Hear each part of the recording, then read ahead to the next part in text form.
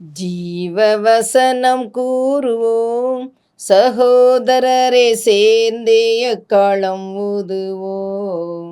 கர்த்தருடைய நாமம் மைமைப்படுவதாக. கிறிஸ்துவுக்குள் அன்பானவர்களே, இந்த நாளிலும் ஜீவ வார்த்தை ஒன்றை நாம் கேட்போம்.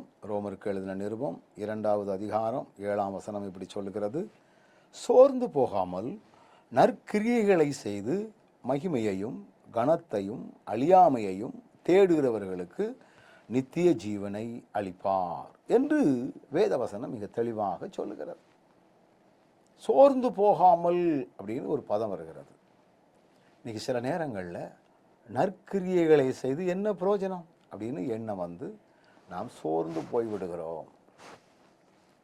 சில நேரங்களில் சில ஏழைகளுக்கு நம்ம இறங்குகிறோம், ஆனால் அவர்கள் ஏமாற்றுகிறார்கள், வஞ்சித்து விடுகிறார்கள். உதவி செய்து என்ன பிரயோஜனம் அப்படிங்கிற ஒரு எண்ணம் நமக்குள்ளே வந்து விடுகிறது. ஆண்டவருடைய வார்த்தை என்ன சொல்கிறது? மகிமையையும் கனத்தையும் அழியாமையையும் தேடுகிறவர்களுக்கு.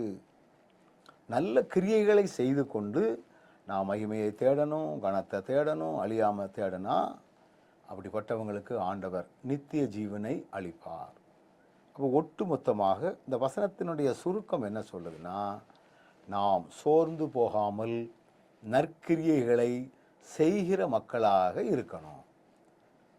அவனே செய்யலை, இவரே செய்யலை, அவங்க செய்யலை, இவங்க அப்படிலாம் நம்ம வந்து சாக்கு போக்கு சொல்லாமல் நான் செய்வேன், நற்கிரியைகளை நான் செய்வேன் அப்படிங்கிற சிந்தையோடு நாம் நம்மை காத்து கொள்ள வேண்டியது அவசியமான ஒன்றாயிருக்கிறது. எத்தனை ஒரு உண்மையான ஒரு காரியம்! ஆண்டவரே, நாங்கள் நற்கிரியை செய்வதிலே ரொம்ப கவனமாக இருக்கக்கூடிய கிருபைகளை நீர் எங்களுக்கு தந்து வழி நடத்தும். அப்படி சொல்லி நம்ம ஜெபிக்க வேண்டியது அவசியமாக இருக்கிறது.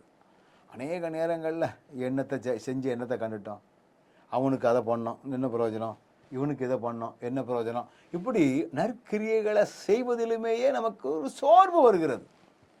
ஆனால் ஆண்டவர் நமக்கு தெளிவாக கற்றுக் கொடுக்கின்ற ஒரு காரியம் என்ன அப்படின்னா, சோர்ந்து போகாமல் நாம் நற்கிரியைகளை செய்கிற மக்களாக காணப்படணும்.